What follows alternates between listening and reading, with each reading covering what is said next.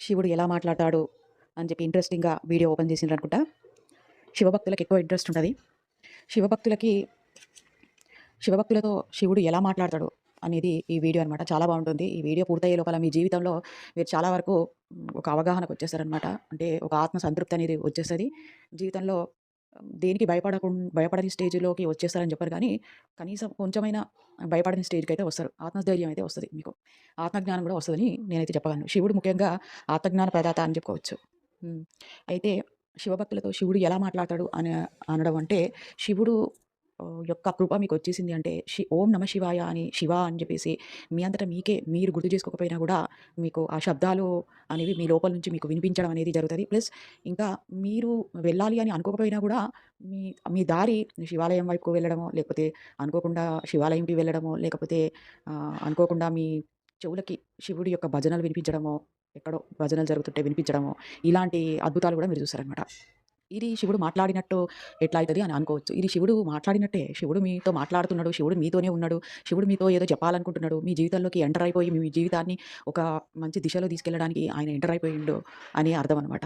ఈ సంభాషణ అనేది ఎలా ఉంటది అనంటే మౌన సంభాషణ ఉంటది. అంతేకాదు శివుడు మన జీవితంలోకి శివకృప లభించింది అంటే శివగణాల యొక్క కృప గూడా లభిస్తది. అవును. వీరభద్రుడు, కాలభైరవ స్వామి, ఇంకా హనుమంతుడు. శివపుత్రుడు. ఒక్కొక్కసారి శివారాధన చేసే వాళ్ళకి హనుమంతుడు యొక్క కళలు గూడా పడతాయి. హనుమంతుడు గూడా కలలో హనుమంతుని ఆలయాలు, హనుమాన్ చాలీసా ఇలాంటివి గూడా పడతాయి. ఎందుకంటే హనుమంతుడు గూడా శివకుమారుడే గాబట్టి, శివపుత్రుడు గాబట్టి హనుమంతుని యొక్క కృప గూడా మనకు లభిస్తది. ముఖ్యంగా శివారాధనలో ఉన్న వాళ్ళకి అద్భుతాలు జరుగుతాయని చెప్పొచ్చు. ముఖ్యంగా శివుడు మనకి ప్రసాదించేది నిర్భయత్వం. నిర్భయత్వం ప్రసాదిస్తాడు. అయితే శివుడు ఎలా మాట్లాడతాడు అనే విషయాలు తెలుసుకోబోయే ముందు మనకు సడెన్‌గా ఒక్కొక్కసారి మన ఆజ్ఞాచక్రం దగ్గర గూడా త్రిశూలము, శివునికి సంబంధించినవి నందీశ్వరుడు, కాలభైరవుడు ఇలాంటివి కూడా మనకు ఊహల్లోకి వచ్చేస్తాయన్నమాట. శివభక్తులకి అట్లా వచ్చేస్తాయన్నమాట. శివభక్తులకి ముఖ్యంగా ఈ గ్రహదోషాలు ఏవైనా ఉంటే గూడా నివారణ అవుతాయి. హ్మ్. శివుడు మన జాతకాలను రాసేవాడు గదా! అంటే జాతకాలను బ్రహ్మ రాస్తాడు ఓకే. కానీ శివుడు బ్రహ్మ రాసిన రాతను గూడా తారుమారు చేయగలడు. ఆ! దరిద్రంగా బ్రహ్మ రాసిండనుకోండి మన జాతకాన్ని, దాన్ని అద్భుతంగా శివుడు మార్చగలడు. అదనమాట.